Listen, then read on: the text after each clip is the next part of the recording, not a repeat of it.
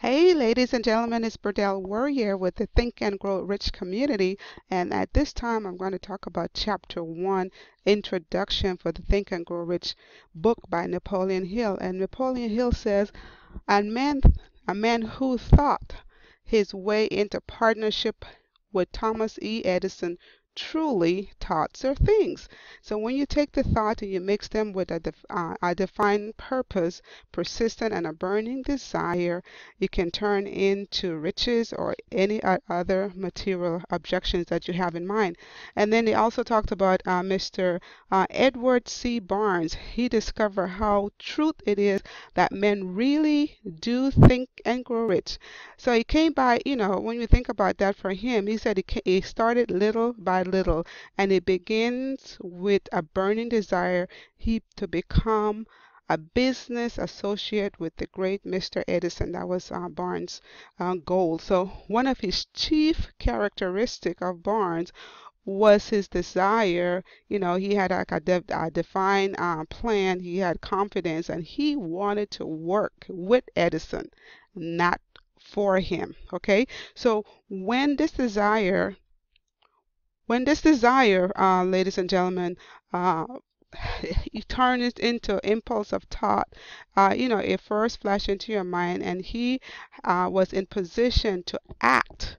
Okay, and so Mr. Barnes had two different things, you could say difficulties, if you may. One, that he did not know Mr. Edison, and the second one, he did not have enough money to pay for his train ticket, or you could say fare at the time, to go to see Mr. Edison.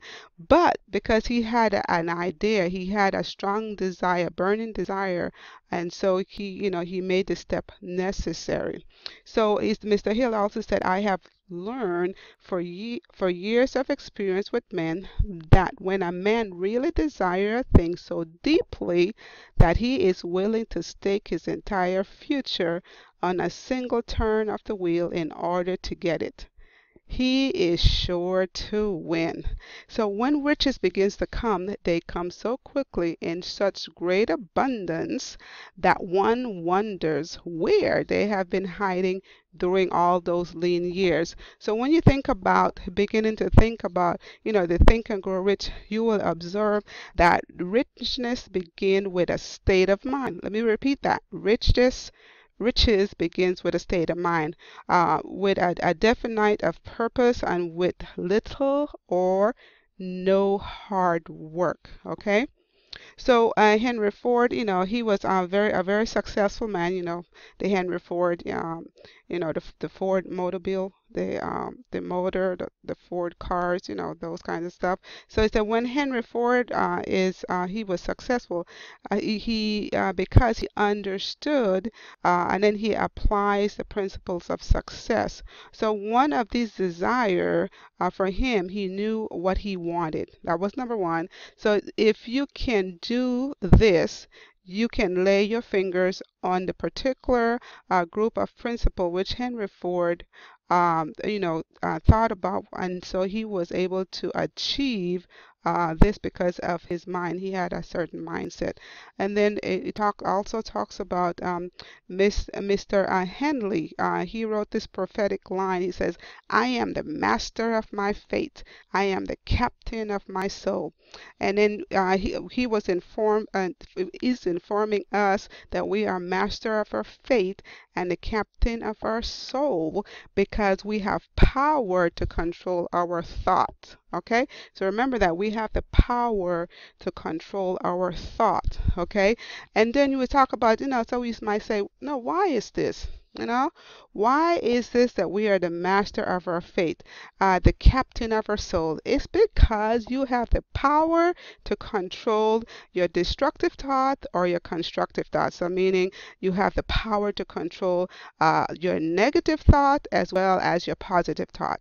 And so your brain becomes a magnet with dominating the thoughts which we hold in our mind. And by this mean, what I'm meaning that we can attract the people people or the circumstances in our life, whatever we harmonize with, with nature, it becomes our reality. So, ladies and gentlemen, if you think a lot of negative thought, you want to get more negativity in your life. However, if you focus on the positive, you'll get more of the positive.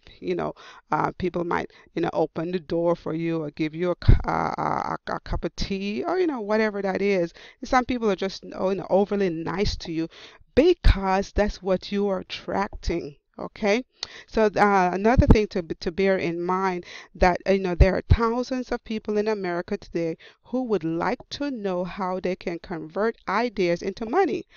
People must first start, some people start from scratch, without the finances, and then, by just because they have a burning desire, okay, they go and take the steps necessary, and they too will be able to change their life. Okay, so another thing here, uh, I had a little book here that I've been reading. It's Up to You by Linda E. Knight. And she says, this life is the only one you have given. Look for opportunities to grow and never be discouraged. Don't measure the future by the past. Let yesterday's be memories and tomorrow's a promise. Begin each day by focusing on all that is good, and you will be able to handle whatever comes along. And another one she talks about, take responsibility for your action. Never make excuses for not being the best you can be. If you should slip, be comfortable by the thought that we all do at times. Determine your tomorrows by choices you made today, and you will live a life of joy and victory. And that's by Linda E. Knight. Okay. So, in closing, ladies and gentlemen, I just want to leave with you that happiness is not a destination. It is a state of mind. Let me repeat that. Happiness is not a destination. It is a state of mind. So whatever it is that you desire, make sure you have a plan, a blueprint of what you need to do, and take the first step necessary to reach your desired results. So, ladies and gentlemen, this is Amber Del Warrior again with the Think and Grow Rich community, and you can find me on Facebook. And if you like what I've shared, can you just make sure that you could pass the word along to your friends? And with that, talk to you guys next time.